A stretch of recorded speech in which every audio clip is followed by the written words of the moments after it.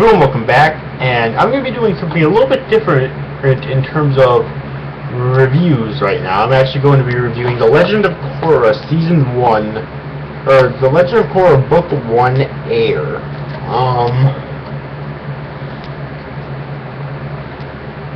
So yeah, as you know, a few days ago I made a video about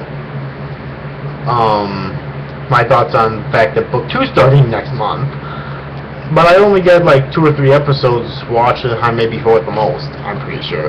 But now I finally finished all 12 episodes of Book 1, I'm here to give my review of it, so that when it starts next month, if I'm able to find the episodes, I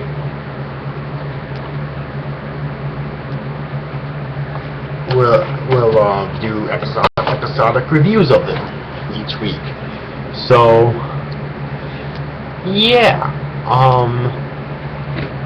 so let's get down to it then. Its original run was from April 4th, 2012 to June 23rd, 2012, so yeah, I'm way fucking late to the party.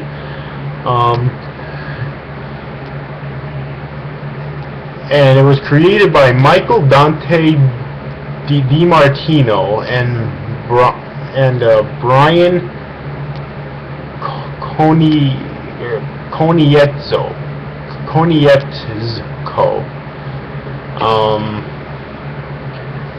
And so yeah, Book 1 basically follows 70-some years into the future from the previous Avatar series, and there's little nods throughout the course of the series that tells you it is a direct sequel instead of being a completely individual story, which obviously the first thing is that it tells you it's 70-some years into the future, okay?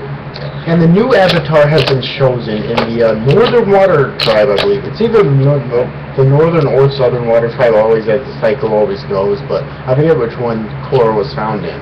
And basically, the new White Lotus is sent to retrieve her like always. And they do. Then they find she has a very interesting personality.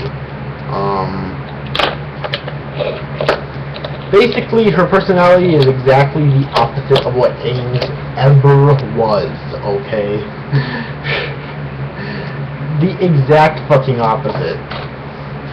And it's just, so she's taken back to somewhere else in the water tribe, I think, in the water country, I think, and she meets up with Katara, as far as we know now, the only living character from the original series.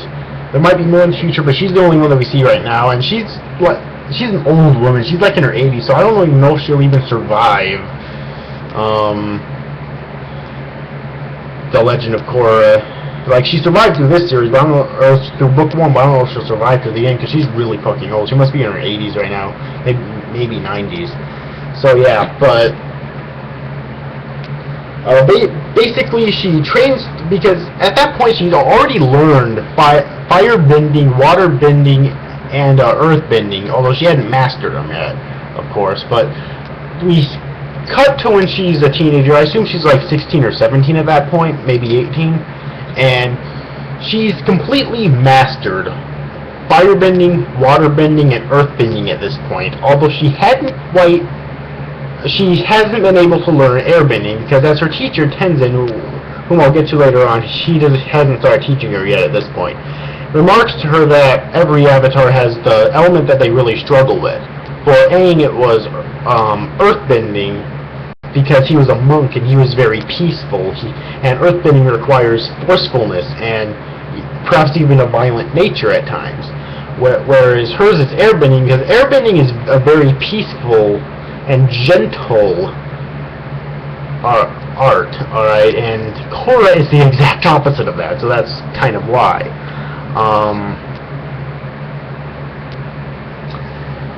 And also, her mentors remarks that she's at this time, not Tenzin, at this time remarks that she's mastered the physical side of bending, but not quite the spiritual side, which I guess may also be required for airbending too. Not sure.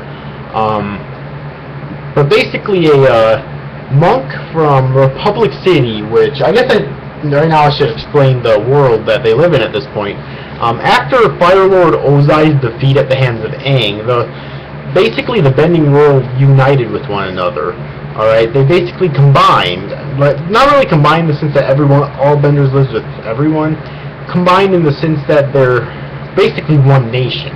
There's just different sections to the nation, and they're united under one city. They've have one city, which is basically at the center and is their capital, known as Republic City. Alright, and a monk from Republic City named Tenzin, who happens to be Aang's son, alright, one of Aang's children, in fact, one of his sons, comes to the Water Tribe to take Korra back to Republic City so that he can teach her airbending, since he is an airbender, and he and his children are the last airbenders, since Aang in the original series was the last airbender. And the only other one in the world now who could learn airbending would be Korra, even though she's not one of Aang's children. She is the Avatar, so, you know, that's kind of the only real loophole here. Alright. But so, however, he decides to return to Republic City because he feels that he can't train her right now because Republic City is having basically a equalist rebellion on their hands right now, which is kind of the main antagonist of the game, or of the series. I'll talk about them later on. And he has to return to try to help maintain order in Republic City, so he leaves, much to Korra's disappointment. So later on, she just decides to leave herself, with Katara actually setting her off, allowing her to go, and she leaves on her polar bear dog, Naka. Alright, and then she heads to Republic City, and she finds out that Republic City is so much different than what she's used to, and basically she has to get used to this. Alright, like she and Naka are hungry, but she doesn't have any money. Alright, like she's probably not used to this type of a, I don't know, call it a capitalist society where, you know, if you don't have money, you're fucked. She's probably used to just getting whatever she wants to eat she's probably used to, if she wants something to eat, she just gets it, you know. She doesn't have to pay for it. At least that's the vibe that I was getting from it. And she actually ends up taking out 3 vendors who are harassing non-bending shopkeepers. One of them's a firebender, one's a waterbender, and one's an earthbender. Alright. And she ends up causing a lot of damage then, until she gets taken in by the police after a really epic chase scene, I might add. And all the police are metal benders, so metal bending is returning from the original series that Toph created, and as I recall, she might have been the only one who could actually use it. And the chief of police is a woman named Lin Beifong, who is Toph's daughter, so... And I gotta tell you, Lin was really fucking epic in this series. I think Toph would be proud of her, honestly. So yeah, all of the police, including Lin, are earthbenders and metal benders. Alright. So yeah, and then Tenzin breaks her out of there, and he's about to send her home, but then he decides not to and decides to train her. And that's basically where the series really starts to pick up, as she's trying to learn how to airbend so that she can truly become the Avatar. However, there's an issue with this. This was where I get to the equalist movement that takes place within this series. Our main villain our main antagonist is a masked man known as Amon. Alright, and he claims that his backstory... By the way, there's going to be spoilers out the ass here, just to warn you right now. I'm spoiling the ending for you for a very specific reason, as I'll mention later on. Just to warn you first. Alright? Anyways, though. So, the equalist movement is a movement led by Amon, the masked man, in an effort to destroy bending from the world, because they believe that, or Amon anyways, believes that bending is the root of all evil. He creates a backstory for, and I say creates for himself for a reason, that, you know, his parents were attacked by a firebender, and his face was scarred by the same firebender, and, you know, you might think, well, that's alone is a pretty piss-poor reason to do this, but he also brings up a very good point, which kind of, in a sense, for the longest time in the series, kind of makes him an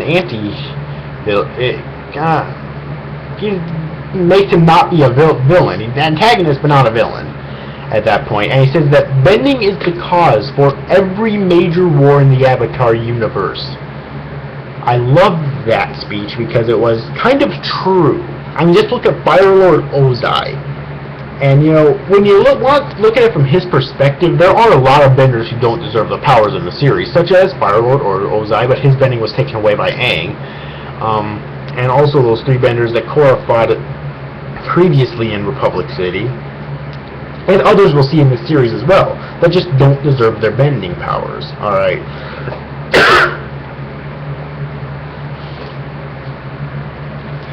And his equalists actually have a thing called a chi blocker, which allows him to temporarily block someone's bending. However,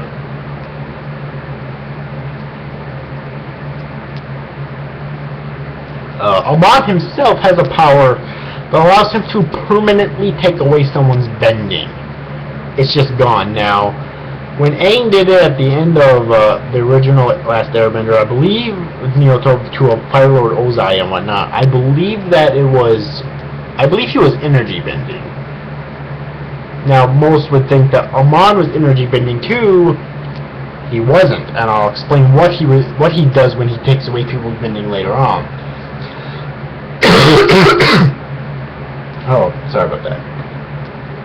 But basically, the 12 episodes of the series revolves around Amon taking away people's bending. You know, there's a professional bending tournament and whatnot, and he invades it and takes away the bending of the opposing team because they're basically asshole benders. Those are some of the other benders I was talking about before. Alright. And it's pretty good stuff. Now, and that's basically the plot of the series. Now, there's things I like about it and things I don't like about it. I honestly think that, I don't know, I haven't watched book 1 of the original Avatar in a long time, but in years in fact, but I'd say, I don't know what would be better, book 1 of the original Avatar in my opinion, or book 1 of the Legend of Korra. Alright, but basically the things I like about it is the animation is perfect, as expected. Alright, it's fucking amazing, and well, first off I want to talk about some of the minor things I like about it. You know, the voice acting, perfect. Yeah, that's pretty much it. Now, let's get to the music. The music is fucking brilliantly composed.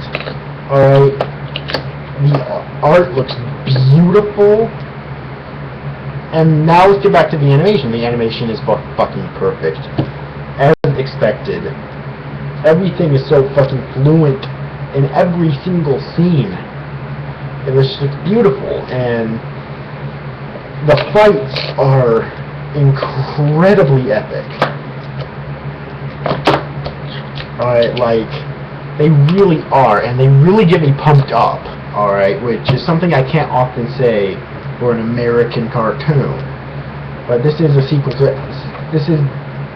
the sequel to Avatar: The Last Airbender, so it would be expected, alright? Now then, that being said, that's basically all the technical stuff out of the way. Now let's get down to the characters. Korra herself is quite a unique character because we've had these badass characters before that with just a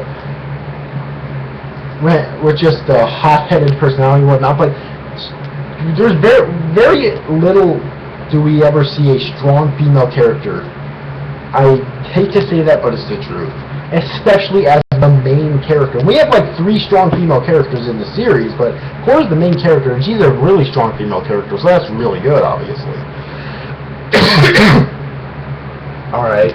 She's very hot-headed. She always wants to rush into battle. And it's done in the form of a female character, which is good. Other strong female characters in the series are Lin Beifong. Like I said before, Toph would be proud of her daughter because Lin is hot-headed, but she's willing to sacrifice herself so that at one point towards the end of the series, sacrifice her bending abilities, her earth and metal bending abilities, so that the others can proceed on, which I think is just great, honestly. Not that she loses them. Well, she gets them back again anyway, so what the fuck's the point? But I'll get to that later on. Like I said, there's going to be spoilers, so yeah. You were warned previously. So, anyways, though. And there's also Isami, who is also a strong female character, which I'll get to.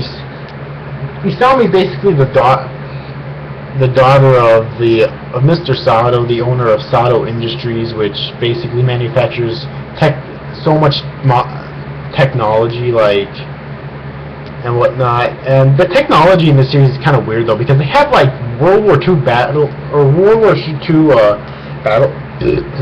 planes, which we're way past that nowadays, but they also have giant fucking mechs, or not giant mechs, but mechanized robots, which we're not even close to that technology yet.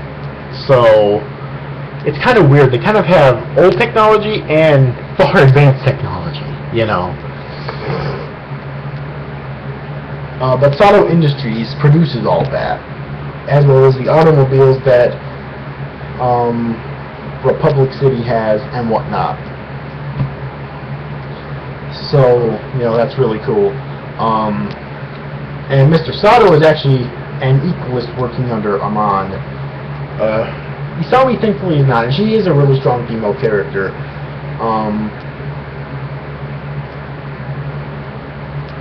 So, yeah, another thing that I definitely like about the series is the abundance of strong female characters, because we don't see enough of them in media, I just don't think, which is sad, you know. So I like that the series has them, and, you know, of course, the original series had it too. I mean, you had Toph and you had Azula, who were both strong female characters. I'm glad that this series has them as well. Not to mention Korra, who's the main character and a strong female character, which is done even less. Alright.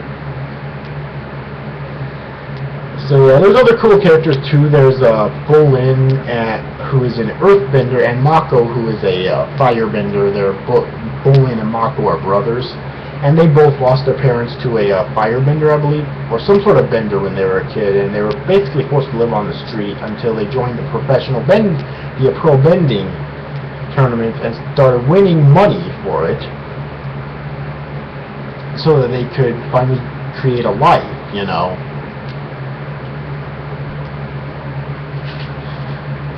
So yeah, and there's other cool characters too. You know, there's Tenzin, who is at first appears to be a real hard ass. All right, and other than that, personality is similar to his father's, but he's really more like Korra than he'd like to admit. Like, for example, at first he says that pro bending is a mockery of the art of bending, and later on you see him cheering at one of the matches. I mean, while he's there observing Korra to make sure nothing goes down there with the equalist. By the way, that failed. So yeah, and I do really like that character. And before I go on, I guess I should talk about the council, because it's kind of interesting, I personally think. The Council of Republic City. Republic City is run by actually 5 councilmen, which are both the Lord of the Fire Country, the Lord of the Air Country, which is Tenzin, the Lord of the Earth Country, and the Lord of the Northern Water Tribe, and the Lord of the Southern Water Tribe. Alright, so there's 5 of them in total. So I love how that balances out. I don't know why they're... And Tarlock is actually one of the Water Lords. I forget what which one he is though, but he's actually a major antagonist of the series, by the way. But I don't know why there has to be two water lords. I guess maybe like the northern and southern water tribes have like different customs and different political views and different ways of living and whatnot, maybe, so that's why I guess they need two. But, you know, whatever though. It's still good shit. I think it's kind of interesting how that works. Now I want to talk about Amon, or Noatak as his real name is. You know, Tarlok's brother, the son of Yakone. Yeah. Basically, for the first half of the series I love it, but the ending of the series sucked because it just... I don't know how to describe it, you know? But Amon is a very calculated person, and he is so fucking intelligent. He's always like 10 steps ahead of everyone else. Always coming up with so many plans to take the Benders out, you know? And even when he has Korra cornered, because Korra sends a personal challenge to him, first off, he arrives late, which any good strategist knows that if you're going to have a one-on-one encounter, arrive late, because that creates a sort of suspense, or not only suspense, but it creates a sort of angst, I guess you could say, within the other person, and it makes them more tense. Alright, not only does he do that, but he also refuses to take away her bending right away and kill her, because he claims that if Korra dies now, she'd just become a martyr, and that would get people to rise together, perhaps even non-benders. Alright, so his political stance is very well done as well. Not to mention he has so many fucking forces in terms of infantry with the Equalists and airships and planes and airships, and he has like so much shit, you know. However, it's interesting to know that because he's Tarlok's brother and Tarlok's a waterbender, he's also a waterbender, but both of them are actually bloodbenders, which, remember from the original series, bloodbending, which is brought back thankfully, is where you basically, as a waterbender, you bend the blood within someone's water. Wow. You bend the blood within someone's water. Oh, great. You bend the water within someone's blood. But it's weird because, and their father was Yakone, who was also like that, and we get a brief flashback which insists that Yakone's actually the one who killed Toph,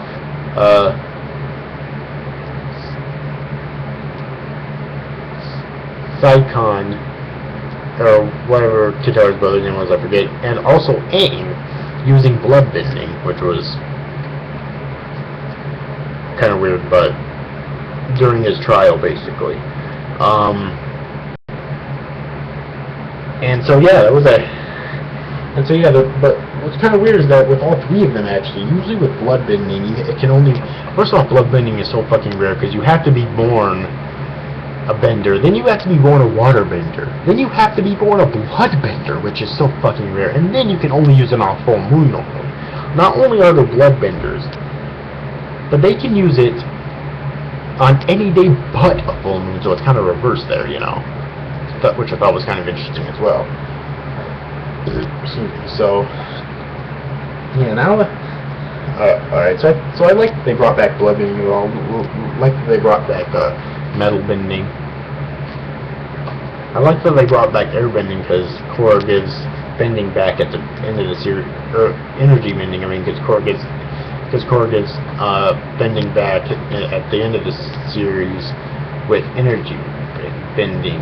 But Amon was actually taking away people's bending using blood bending. Now we get into things I don't like about the series, and there is quite a few, or about this book rather, and there is quite a few. Alright, first off, how was Amon able to use blood bending to take away people's bending? Alright, what were Amon's true objectives after it was revealed to be Noatak? Was he just a hypocrite, or did he truly hate all benders for some reason, despite being a bender? if so, then that wouldn't necessarily mean he was a hypocrite, but a better explanation was required there. Alright. And just... what? Like, at the finals, that scene where he was revealed, where his mask fell off, it just ruined all of the epicness that was once in Amon, because he was just a clown after that, and he ran away like a pussy with his tail between his legs. You know, no epic speech afterwards, no, you know, and of course everyone turned on him, but, oh, my least favorite part about the series, the ending. Also, the romantic relationship in the series, now, unlike most people, I didn't hate it. I just thought it could have been better handled. I mean, it wasn't given enough time to develop. I mean, at first, Mako's in love with Isami, then out of nowhere he's in love with Korra, and I mean out of fucking nowhere. It was given no time for true development, and so I just wasn't feeling it like I should have been. Alright, that was also a huge issue of mine with book 1. Alright, and while reaching 30 minutes here almost, goddamn, just a few minutes left. About 4 minutes left, actually, to 30 minutes, damn. But anyways, though, dear, what else? Oh yeah, how the fuck did Yakone get facial reconstructive surgery in their days so that he could look like someone else? Are you fucking kidding me? And you know what, I'm gonna put the entirety of Yakone's backstory into one complaint, because then he just moved to the Water Tribe and found this girl who happens to be named Katara, marries her, and just for the sole purpose of having children, which is just for the sole purpose of getting revenge, you know, by the off chance that they're vendors, then by the off chance that they're water vendors, then by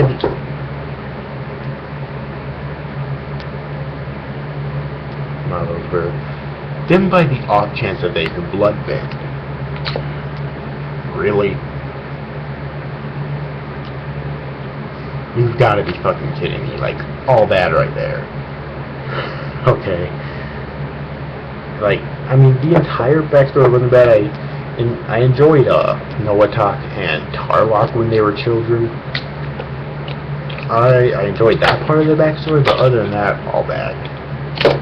And it proves that Yakone was just a fucking douchebag as well. Like, seriously. I mean, marrying a woman just to have kids, and having kids just for the sole purpose of them seeking out your revenge, you fucking pussy. Alright. Let's see here, what else?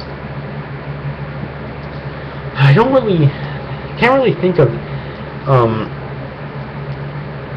anything else. I love the fact that Korra got in touch with Aang at the end of the series, which gave her bending back. That part of the ending I actually liked. Alright. And she actually got to see all of the previous avatars there as well. Yeah, but other than that, I really don't think there's anything else I need to say about the series, though. I did think it was very well done, I have to admit. I'm highly looking forward to book 2. Alright. I really am. But that ending, like, it almost ruined it for me. Not quite. There were still some good things in the ending, but it almost ruined it for me.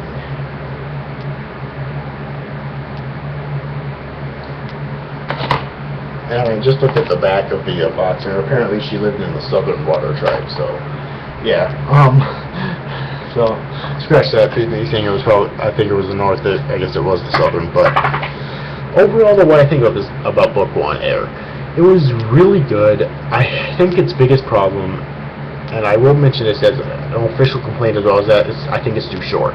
I think it should have been longer. Maybe, I honestly say it should have gone up to like 26 episodes. That would have given enough time to flesh out Amon and the Equalists perhaps even give him a deeper motive. You know, despite being Avenger, despite being Noatak, giving him a deeper motive, that would have been really cool. Also, flesh out the romantic relationship between Korra and Mako, and just flesh out and just answer so many questions. You know. So, yeah, but overall, I'm going to give The Legend of Korra Book 1 Air a 7.7 out of 10. Because it was good. I really enjoyed it. Like, the series is really good, but I just felt there's so much more that could have been done with it, and I am highly looking forward to Book 2 Spirits, but I hope that I hope it's a lot better than this, though. Alright, so yeah. Anyways, overall, that's been my review of The Legend of Korra, Book 1, Air. Hope you enjoyed it, guys. These guys, thanks for watching. Bye-bye.